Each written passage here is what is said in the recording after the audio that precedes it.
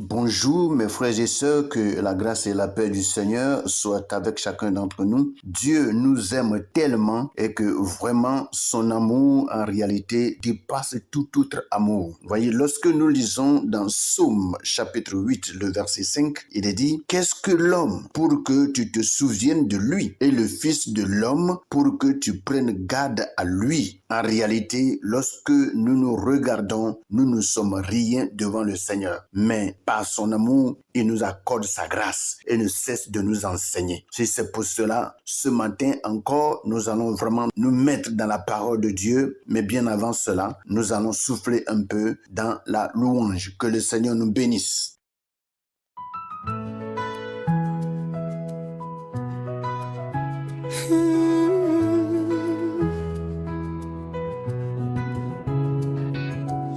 L'autre écouterait après t'accueillir ta voix, exemple de paroles à chanter. Je veux t'adorer, Seigneur, de tout mon cœur. Dans ta présence, je trouve le bonheur.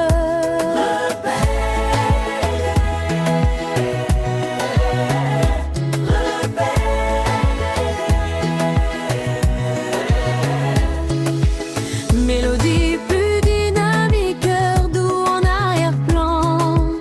Exemple, je veux t'adorer, t'exalter pour toujours. Ton amour m'environne chaque jour, très beau.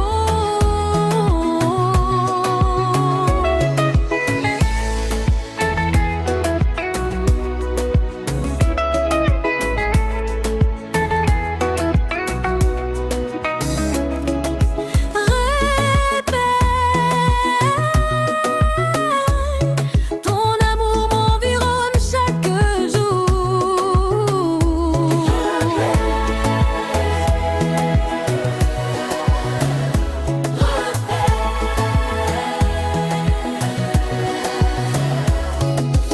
Reprise du refrain avec plus d'énergie et cœur. La guitare vibe, mélodie plus que douce, torture d'ambiance.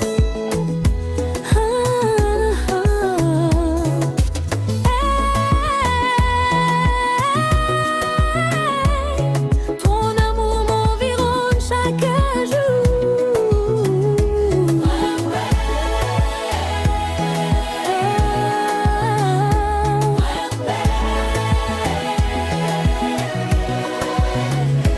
Fin instrument, fin instrument, fin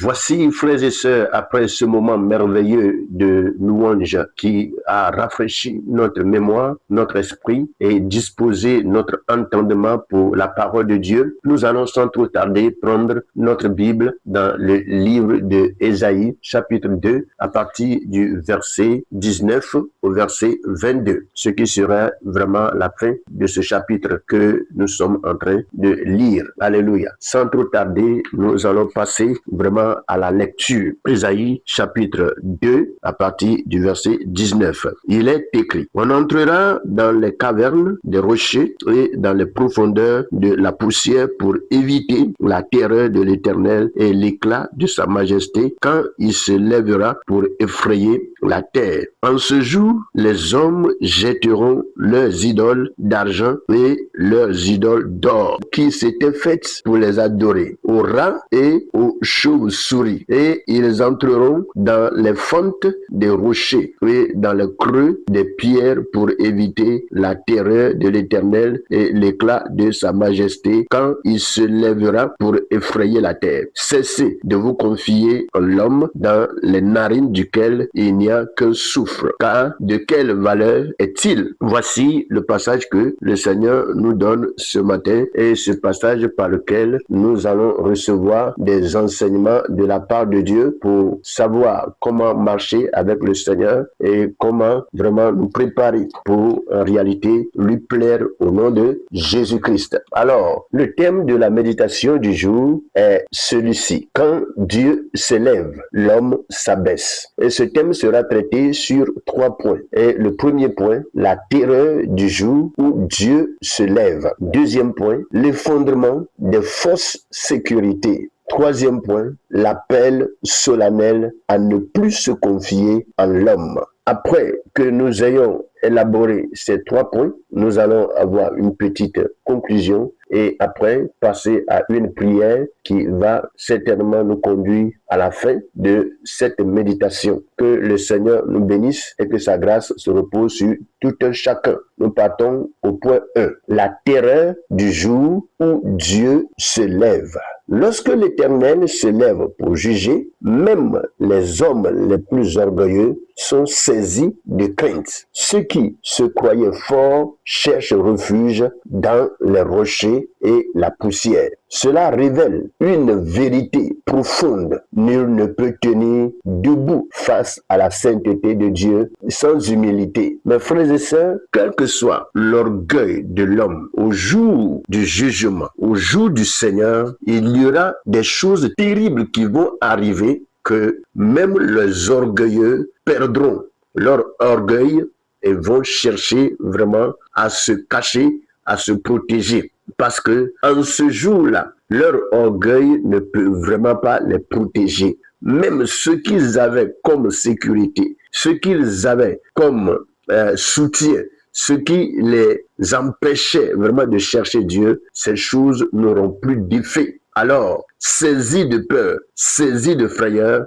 chacun va commencer à se chercher. Alléluia. Personne en réalité ne peut résister devant le jour de l'Éternel, comme nous sommes en train de le voir. Alléluia. Lorsque l'Éternel se lève pour juger, même les hommes les plus orgueilleux sont saisis de crainte. Ceux qui se croyaient forts cherchent refuge dans les rochers et la poussière. Alléluia. Voici un peu ce que le Seigneur nous dit.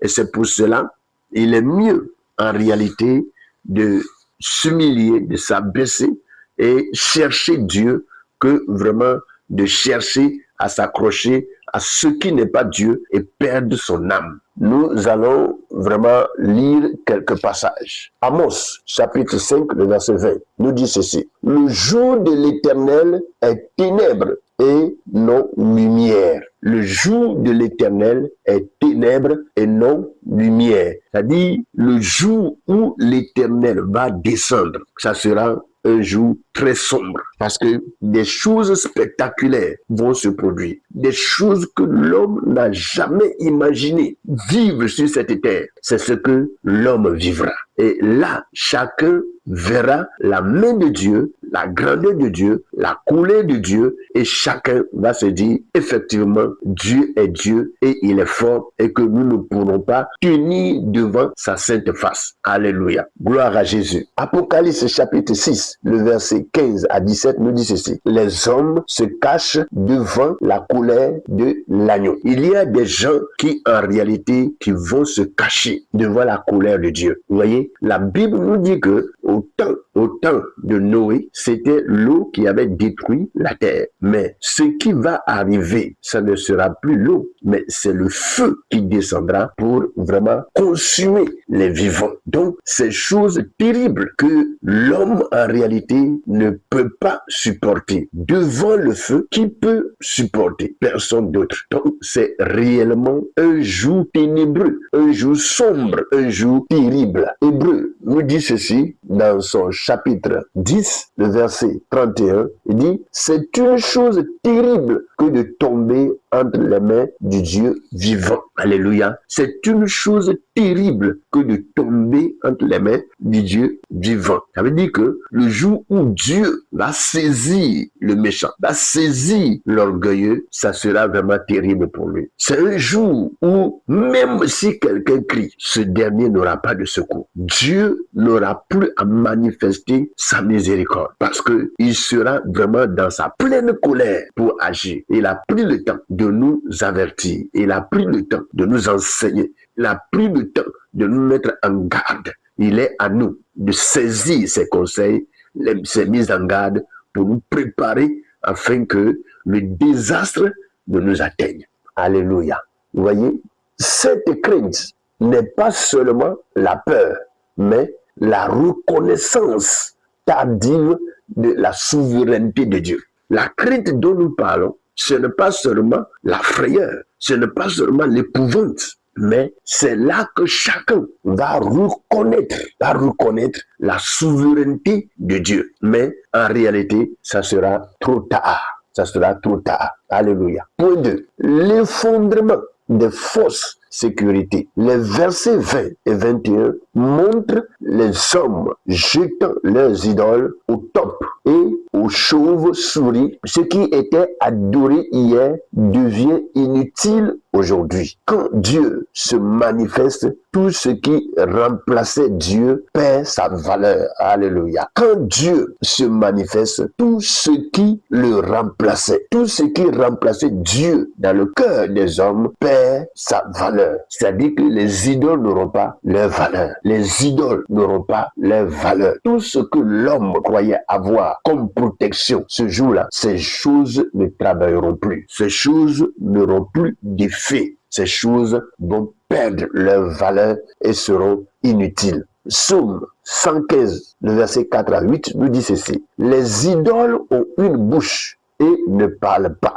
Et Jérémie 10, le verset 11 ajoute, les dieux qui n'ont pas fait les cieux périront. Et 1 Jean, chapitre 5, le verset 21, dit, gardez-vous des idoles. Alléluia. Mes frères et sœurs, il y a moyen vraiment de nous garder de ces choses. Parce que c'est des choses qui ne peuvent vraiment pas nous sauver et nous donner la vie. C'est le moment d'abandonner ces choses pour que la paix de Dieu et la joie de Dieu puissent être notre partage. Alléluia.